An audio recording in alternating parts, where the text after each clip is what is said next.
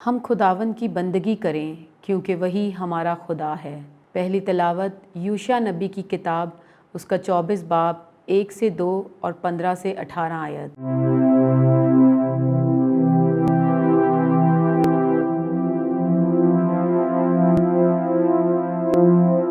ایک دن یوشع نے اسرائیل کے سب قبیلوں کو شکم میں جمع کیا اور بنی اسرائیل کے بزرگوں اور رئیسوں اور قاضیوں اور منصبداروں کو بلایا، اور وہ خداوند کے سامنے حاضر ہوئے۔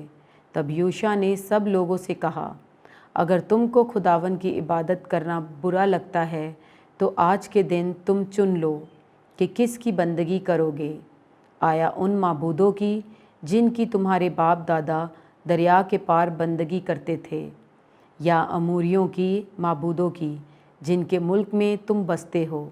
مگر میں اور میرا گھرانہ ہم خداوند کی بندگی کریں گے۔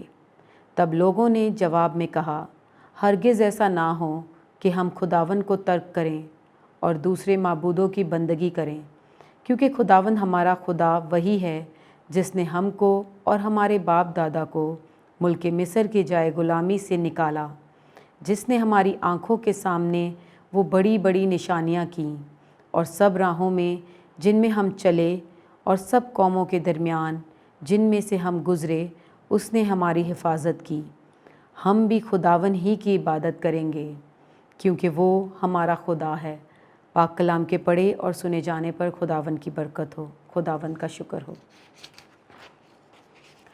زبور جماعتی جواب۔ چکھو اور دیکھو کہ خداوند کیسا بھلا ہے۔ میں خداوند کو ہر وقت مبارک کہوں گا، اس کی حمد ہمیشہ میرے منہ میں رہے گی۔ میری جان خداوند پر فخر کرے، غریب یہ سن کر خوشی منائیں۔ جماعتی جواب۔ چکھو اور دیکھو کہ خداوند کیسا بھلا ہے۔ خداوند کی آنکھیں صادق پر اور اس کے کان ان کی فریاد پر لگے رہتے ہیں۔ خداوند کا چہرہ بدکرداروں کے خلاف ہے تاکہ ان کا ذکر زمین پر سے مٹا دے۔ جماعتی جواب۔ چکھو اور دیکھو کہ خداوند کیسا بھلا ہے۔ صادق چلائے تو خداوند نے ان کی سن لی اور ان کی سب مصائب سے ان کو چھڑایا۔ خداوند شکستہ دلوں کے قریب ہے اور خستہ روحوں کو رہائی دیتا ہے۔ جماعتی جواب۔ چکھو اور دیکھو کہ خداوند کیسا بھلا ہے۔ صادق کے مصائب بہت تو ہیں، لیکن ان سب سے خداوند اس کو چھڑاتا ہے۔ وہ ان کی سب ہڈیوں کی حفاظت کرتا ہے، ایک بھی ان میں سے توڑی نہ جائے گی۔ جماعتی جواب۔ چکھو اور دیکھو کہ خداوند کیسا بھلا ہے۔ بدی شریر کو ہلاک کرتی ہے، اور جو صادق سے کینہ رکھتے ہیں وہ مجرم ٹھہریں گے۔ خداوند اپنے خادموں کی جانوں کا فدیہ دیتا ہے، اور جو کوئی اس پر توکل کرتا ہے وہ مجرم نہ ٹھہرے گا۔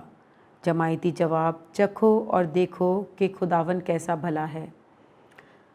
یہ ایک بڑا بھید ہے مسیح اور کلیسیا کے نسبت۔